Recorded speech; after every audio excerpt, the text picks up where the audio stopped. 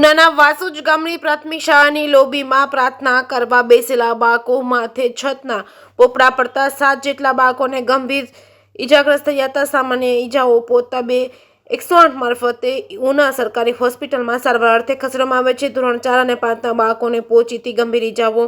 કોન્ટ્રાક્ટરની બેદરકારીથી શાળાનું રિપેરિંગ કામ ધીમી ગતિએ ચાલી રહ્યું છે. હજુ પણ શાળાના બીજા વર્ગખંડોમાં છતમાં પોપડા પડવાની સંભાવના છે. 4 થી 5 બાળકોના માથાના ભાગે ગંભીર ઈજાઓ પહોંચી છે. શાળાના ઉપરના વર્ગખંડો માટે જવા માટેના સીડીના પગથિયા પણ તૂટેલી હાલતમાં છે. ઉનાના વાસોજ ગામની પ્રાથમિક શાળાની લોબીમાં પ્રાર્થના કરવા બેસેલા બાળકોના માથે છતના પોપડા પડતા 7 જેટલા બાળકોને ગંભીર અને સામાન્ય ઈજાઓ પહોંચતા 108 મારફતે ઉના સરકારી હોસ્પિટલમાં સારવાર અર્થે ખસેડવામાં આવ્યા છે. 6 માસથી વધુ સમયથી સ્માર્ટ શાળા બનાવવા માટે નવીનીકરણ કરવા માટે ગોકળ ગતિએ કામ ચાલી રહ્યું છે. કઈ એજન્સી અથવા તો કયા બિલ્ડર્સને આ શાળાનું કામ સોંપવામાં આવ્યું છે?